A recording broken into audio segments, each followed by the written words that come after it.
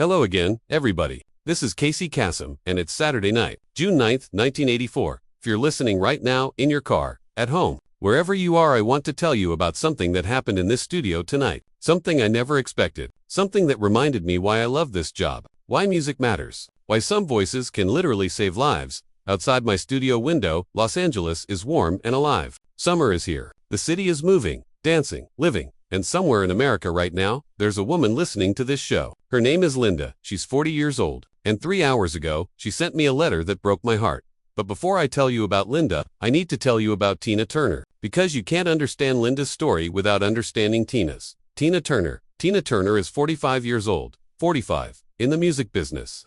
That's ancient. That's done. That's over. Rock and roll is a young person's game. Always has been. Once you hit 40, the industry writes you off. Labels drop you. Radio stops playing you. You become a nostalgia act. I remember when Except Tina Turner didn't get that memo. 2 weeks ago, May 29, 1984, Tina released a song called What's Love Got to Do With It? And this week, it hit #1 on the Billboard Hot 100. #1, Tina Turner, 45 years old. Her first solo #1 ever, but this isn't just a comeback story. This is a survival story. Let me take you back, because you need to understand what Tina went through to get here. Ike and Tina. Tina Turner was born Anna Mae Bullock, November 26, 1939, Nutbush, Tennessee, a tiny town, cotton fields, church on Sundays. Her parents left when she was young. She was raised by her grandmother. Life was hard, but Anna Mae could sing. Lord, could she sing?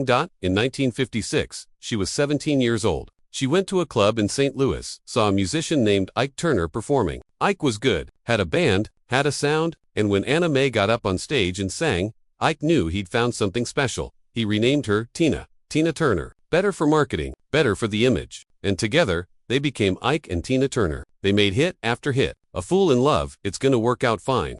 River Deep, Mountain High, Proud Mary. Ike and Tina Turner were huge. They toured the world, played for presidents, opened for the Rolling Stones. Tina's voice, raw, powerful, unstoppable, became legendary. That voice could shake buildings, could make you feel things you didn't know you could feel. But behind the music, there was something else, something dark, something nobody talked about. Ike Turner was beating Tina Turner every day, for years. Tina has talked about it now, openly, honestly. But back then, in the 60s and 70s, nobody talked about domestic violence. Women didn't leave, they stayed, they endured, because that's what you did. Ike would beat her before shows, after shows, for forgetting lyrics, for talking to the wrong person, for looking at him wrong, for breathing wrong. There was always a reason, and when there wasn't a reason, he'd make one up. Tina performed with black eyes hidden under makeup, with bruises hidden under clothes, with broken ribs held together by sheer will. She'd go on stage and sing Proud Mary with everything she had. Then go backstage and get hit for singing it wrong. For 16 years, this went on. 16 years of violence. Of fear, of wanting to leave but not knowing how, of believing she deserved it, of thinking she couldn't survive without him. And then, July 1st, 1976, Dallas, Texas. Tina and Ike were in the back of a car. He started hitting her again. For something, for nothing, and Tina, after 16 years, finally fought back. She ran, got out of the car, ran across a freeway, into a hotel. She had nothing. No money, no clothes, just the bloody outfit she'd been wearing. She told the hotel manager, "I'm Tina Turner. My husband is Ike Turner. He just beat me. I have no money, but please, please let me stay here. I'll pay you back. I promise." They gave her a room, and Tina Turner never went back. She left with nothing. Ike controlled everything. The money, the houses, the cars, the band, their name. Tina walked away from all of it. She said she didn't want anything except her name. Just let me keep my name. Let me be Tina Turner. The divorce took 2 years. When it was final, Tina was broke. 40 years old, starting over from nothing. She had her voice, her name, and a mountain of debt from the divorce. Nobody wanted to hire her. She was too old, too risky, too associated with Ike. Record labels turned her down. Managers said she was done. The music industry wrote her off. So Tina did the only thing she knew how to do. She sang. Small clubs, casino lounges, anywhere that would pay her. She sang oldies, covers, other people's hits, just to survive, just to pay the bills, just to prove she could still do it. For years, this went on. 1978, 1979, 1980, 1981. Tina Turner, one of the greatest voices in music history, singing in half-empty lounges for people who barely remembered who she was, but she never gave up, never stopped, never quit. And then, 1983. A manager believed in her. A record label took a chance. They gave her a shot. One album, one chance to prove she still mattered. She recorded Private Dancer. and on that album was a song called What's Love Got to Do With It? What's Love Got to Do With It? Came out in May 1984. It started slow. Radio wasn't sure. Was Tina Turner still relevant? Could a 45-year-old woman have a hit? But then people heard it. That voice, still powerful, still raw, still Tina, singing about love and pain and surviving and questioning whether any of it was worth it. What's love got to do with it? What's love but a second-hand emotion? It wasn't just a song. It was Tina's life. 20 years with Ike. 20 years of love that was really abused. 20 years of asking, what does love have to do with any of this? The song climbed, week by week, higher and higher. And 2 weeks ago, it hit number 1. Tina Turner, 45 years old, 8 years after leaving Ike with nothing. Number 1 on the Billboard Hot 100. The comeback of the decade. Maybe the century. Linda: 3 hours ago. A letter arrived at the studio, addressed to me, for the long-distance dedications segment, from a woman named Linda. She lives in Ohio, she's 40 years old, and she wants to dedicate a song to Tina Turner. Let me read you what she wrote. Casey, reading Linda's letter. Dear Casey, my name is Linda. I'm 40 years old. I live in a small town in Ohio, and I need to tell you about Tina Turner. I've been married for 22 years. My husband, I'll call him John, seemed wonderful when we met. Charming, attentive, loving. We got married when I was 18. Had 2 kids, built what looked like a perfect life. But it wasn't perfect. It was hell. John started hitting me 6 months after we got married. Not hard at first. Just a slap, then harder, then with fists, then with whatever was nearby, a belt, a lamp, once, a chair. For 22 years, I've lived like this. Walking on eggshells, never knowing what will set him off. Wearing long sleeves in summer to hide the bruises. Lying to my kids about why mommy fell down the stairs again. I stayed because I didn't know how to leave. I had no money of my own. No job, no education beyond high school. 2 kids who needed a father. Nowhere to go. No one to help. And I thought it was my fault. That's what John told me. That's what I believed. If I was a better wife, better cook, better mother, better woman, then he'd stop. It would get better. But it never got better. It only got worse. 3 weeks ago, I was in the grocery store. The radio was playing, and I heard Tina Turner, What's Love Got to Do With It? I stopped, right there in the cereal aisle, and I listened. What's love got to do with it? What's love but a second-hand emotion? Casey, I started crying, right there in the store, because I realized, this isn't love. What John does to me isn't love. Love doesn't bruise. Love doesn't break. Love doesn't make you afraid. I went home and looked up Tina Turner. Read her story. How she left Ike with nothing. How she was 40 years old and started over. How she spent years singing in small clubs just to survive. How she never gave up. How she's 45 now and has the number 1 song in America. And I thought, if Tina can do it, maybe I can too. Last week, I took my kids and left. We're staying with my sister. I filed for divorce. I got a job just part-time at a diner, but it's mine. My money, my choice. I'm 40 years old. I have 2 teenage kids. No career, no savings. I'm starting over from nothing. But Casey, I'm free. For the first time in 22 years, I'm free. I want to dedicate What's Love Got to Do With It to Tina Turner, because she showed me it's never too late, that 40 isn't old, that starting over isn't failure, that surviving is strength. Tina, if you're listening, you saved my life. You didn't know me, you'll never meet me, but your voice, your story, your refusal to give up that, saved me. Thank you. Linda, Ohio. Casey Kasem. I finished reading that letter, and I had to stop. Had to take a breath, because that's not just a dedication request. That's a life saved. That's courage I can't even imagine. I looked at my producer, Tommy. He was wiping his eyes, and he said, Casey, we have to play this. We have to read this on air. I said, I know. Get What's Love Got to Do With It ready. And then Tommy said something else. He said, Casey, Tina Turner is in Los Angeles this week, promoting the album. What if we could reach her? Casey, what? Tommy, what if we called her? People, what if we told them about Linda's letter? What if Tina heard this? Casey, Tommy, it's Saturday night. We're on in an hour. There's no way, Tommy. Let me try. He picked up the phone, started making calls. Record label, management, publicist. Everyone said the same thing. Tina's busy. She's promoting. She's doing interviews. She doesn't have time.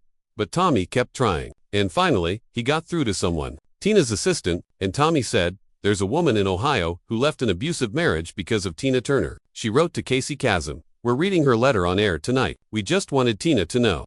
There was a pause. Then the assistant said, hold on. 5 minutes later, the phone rang. It was Tina Turner. The call, Tommy on phone. Ms. Turner, thank you so much for Tina Turner on phone. Where is she? Linda, where is she? Tommy. She's in Ohio. We have her sister's phone number. She sent it in case we needed to. Tina, call her. Right now. I want to talk to her. Casey, Tommy looked at me. I looked at him. We both knew what this meant. We were about to go on air. This wasn't planned. This wasn't scheduled. But this was real. This mattered. Casey, Ms. Turner. This is Casey Kasem. We're about to go on air. If you're willing, we could call Linda during the show. Live. You could talk to her. Tell her yourself. Tina: yes. Do it. She needs to know she's not alone. Casey, Tina Turner hung up. Tommy started dialing Linda's sister's number, and I walked into the studio to start the show. My hands were shaking. On air. Casey, good evening everybody. Welcome to American Top 40. I'm Casey Kasem, and tonight, we have something very special. I'm going to read you a letter from a woman named Linda who left a abusive marriage because of Tina Turner's song, What's Love Got to Do With It? And then if we're very lucky, we're going to call Linda Liv, because Tina Turner heard about this letter, and she wants to talk to Linda herself. Let me read you what Linda wrote. I read the entire letter, on air, live, to millions of people listening across America. I read about John's abuse, about Linda's fear, about 22 years of violence, about grocery store tears, about leaving with nothing, about starting over at 40. When I finished, there was silence, just for a moment, the weight of Linda's words hanging in the air. Then I said, Casey, Linda, if you're listening, and I hope you are, we're going to call you now, because someone wants to talk to you. Tommy handed me a note. Linda is on the line. So is Tina. Casey, Linda, are you there? Linda on phone, crying. Yes. Oh my God, Casey, I'm listening. I heard you read my letter. I can't believe you, Casey. Linda, I have someone here who wants to talk to you. Are you ready? Linda, who? I don't understand. Tina Turner on phone. Linda, honey, this is Tina Turner. Linda, silence. Tina, Linda, you there, baby? Linda sobbing. Tina, is this real? Is this actually Tina? It's real, honey, it's me. I heard what you wrote. I heard your story, and I need you to know something. You ready to listen? Linda: yes. Tina: you are the bravest woman I've ever heard of. You hear me? The bravest, Linda. But you're Tina Turner. You left Ike. You started over. You Tina, and you left John. You started over. You're doing exactly what I did. Except you're 40 with 2 kids and a part-time job, and you're still doing it. That's not weakness, Linda. That's strength. That's courage. That's everything. Linda, I was so scared. I'm still scared. Tina: good. Fear means you're alive. Fear means you're paying attention. I was scared too, honey. I was terrified. I left Ike and I had nothing. No money. No home. No plan. Just my voice and my name and a whole lot of fear. But you know what I learned? Fear doesn't mean you can't do it. Fear just means it matters. Linda, everyone says I'm too old, that I wasted my life, that I should have left years ago. Tina: stop. Linda, listen to me. You're 40 years old. You know how old I am. 40, and I just had my first #1 solo hit. First one ever. At 40-5. You know what that means? It means it's never too late. Never. You're not too old. You're not too late. You're right on time, Linda, but I don't know what to do. I have no career. No education. I'm just a waitress at a diner. Tina: just a waitress. Linda, you're feeding your kids. You're supporting yourself. You're building a new life from nothing. That's not just anything. That's everything. When I left Ike, you know what I did? I sang in lounges, small clubs, places that didn't even have my name on the marquee. I sang other people's songs for people who didn't care, and I did it for years. But I kept going, because going forward, even 1 inch at a time, is better than staying in hell. Linda, my kids are angry. They don't understand why I left their father. They think I'm ruining the family. Tina, they're scared too. Their whole world just changed. Give them time. Keep loving them. Keep showing them what strength looks like. One day, maybe not today, maybe not this year, but one day they'll understand. They'll be proud of you.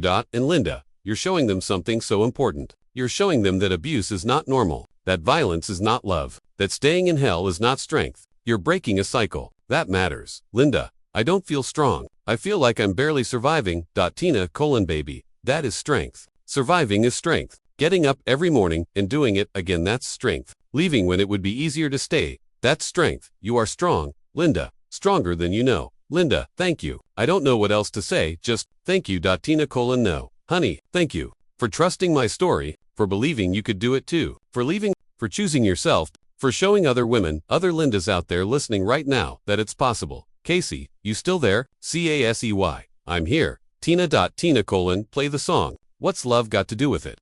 For Linda, for every woman who's ever thought it was too late, for every woman who's ever been told she's too old to start over, play it loud. Casey Kasem, we played What's Love Got to Do With It. All 4 minutes and 49 seconds. Tina Turner singing about secondhand emotions and questioning love and refusing to settle. And across America, millions of people listened. Some cried, some called the hotline numbers we put on screen. Some started making plans to leave. Some called their sisters, their mothers, their friends who were in Linda's situation. One song, one letter, one phone call, and lives changed.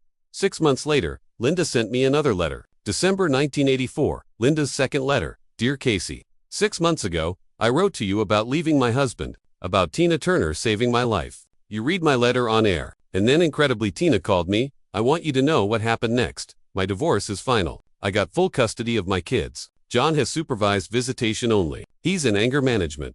Court-ordered.